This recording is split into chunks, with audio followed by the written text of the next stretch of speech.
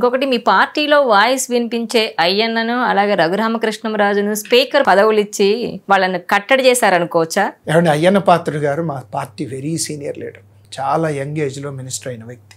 ఆయన ఎంత ఇబ్బంది చేశారో మీకు తెలుసు. ఇల్లు గోడ పరారీ గోడ కోలబెట్టి ఆయన్ని తీసుకెళ్ళి అరెస్ట్ చాలా అసలు ఆయన ఇబ్బంది పెట్టారు. చాలా ఈ వయసులో ఆయన ఇబ్బంది పడ్డాడు. ఆయనకి స్పీకర్ పదవి అనేది ఆయనకి మినిస్టర్ ఇవ్వలేకపోయాం కాబట్టి స్పీకర్ పదవి అనేది సముచిత గౌరవం ఆయనకి, అయ్యన్న గారికి. రఘు గారు వాళ్ళ ఓన్ ఎంపీ అయ్యుండి ఆయన ఎన్నో చిత్రహింసలు అనుభవించాడు. ఇప్పుడు నేను మనిషినేనండి, నాకు కోపతాపాలు ఉంటాయి. కాకపోతే ఒక గవర్నమెంట్లో ఉన్నప్పుడు గవర్నమెంట్ రూల్స్ ప్రకారం ఒక గవర్నమెంట్ పదవిలో ఉన్నప్పుడు పదవి మనకిచ్చిన అధికారాలను అతిక్రమించకుండా పదవి చేసుకోవాలి మనం. రఘురామకృష్ణరాజు గారికి డిప్యూటీ స్పీకర్ ఇచ్చిన తర్వాత నిన్ను అవమానించి, నిన్ను క్షోభకు గురి చేసి, నిన్ను పోలీస్ స్టేషన్లో ఇబ్బందులు చేసిన వ్యక్తిని ముందు నిల్చుని అధ్యక్ష నాకు కొంత సమయం ఇవ్వమంటాం, ఆయన గౌరవం ఇచ్చాం మేము. ఇప్పుడు మీరు ఒక ఎన్ఆర్ఐగా ఉన్నారు కాబట్టి మీకు ఒక క్వశ్చన్ వేస్తున్నానండి.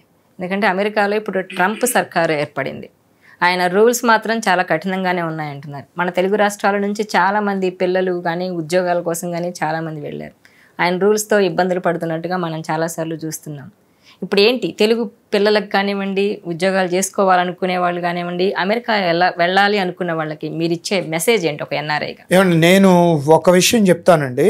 ఇదివరకటి అంత ఆపర్చునిటీస్ అయితే ప్రస్తుతం అమెరికాలో తగ్గినాయి. ఎందుకు తగ్గినాయి అంటే టెక్నాలజీలో కొంత షిఫ్ట్ వస్తుంది. ఓల్డ్ టెక్నాలజీ కొత్త టెక్నాలజీ వచ్చేస్తుంది. ఆర్టిఫిషియల్ ఇంటెలిజెన్స్ క్లయింట్స్ కొంచెం టైం తీసుకుని ఇన్వెస్ట్మెంట్లు చేస్తారు, వస్తాయి. జాబులు రాకుండా ఉండదండి. It's a land of opportunities. డెఫినెట్గా మళ్ళీ అమెరికా రీబౌన్స్, జాబులు వస్తాయి, అందరికీ బాగుంటుంది.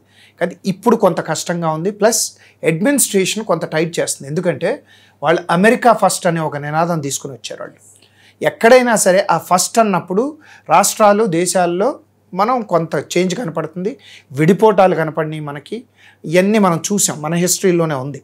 ఆయన అమెరికా ఫస్ట్ అన్నప్పుడు అమెరికన్ పీపుల్కి ఆయన ప్రయారిటీ ఇవ్వాలనుకుంటున్నాడు. అందుకే ఇల్లీగల్ ఇమిగ్రేషన్ కంట్రోల్ చేయటం, కొత్త రేపొద్దున వీసాలను కంట్రోల్ చేయటం, ఇవన్నీ చేయాలి. కానీ అక్కడ ఇంకో చిన్న ప్రాబ్లం ఉంది. ఆయన అది కూడా దృష్టిలో పెట్టుకుంటాడని.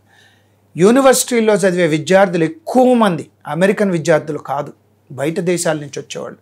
పర్టికులర్గా Asians, Indians, Chinese, Japanese, Philippines, వీళ్ళు ఎక్కువ మంది వస్తుంటారు అక్కడికి చదువుకోవడానికి. మరి వీళ్ళని కట్టడి చేసి ఈ వీసాలు కట్టడి చేయటం వల్ల మరి యూనివర్సిటీ గ్రాంట్స్ ఎలా ఇస్తాడు అనేది చూడాలి. ఎందుకంటే వీళ్ళ ఫీజులు వాళ్ళ గ్రాంట్లకు వెళ్తుంటాయి, అది వెరీ ఇంపార్టెంట్. మరి దాన్ని ఆయన ఎలా హ్యాండిల్ చేస్తాడో చూడాలి. ప్రస్తుతం వరకైతే ఆ ఏరియాని టచ్ చేయాలి ఆయన. బట్ ఓవరాల్గా సిచ్యువేషన్ అయితే సాఫ్ట్ రిసెషన్ ఇన్ ఐటీలో ఉందండి.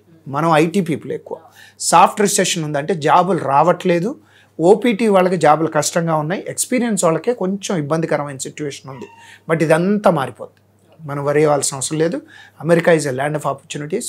Definitely things will be much much much better in coming days. ఈ వీడియో మీకు నచ్చినట్లయితే please share, like and subscribe.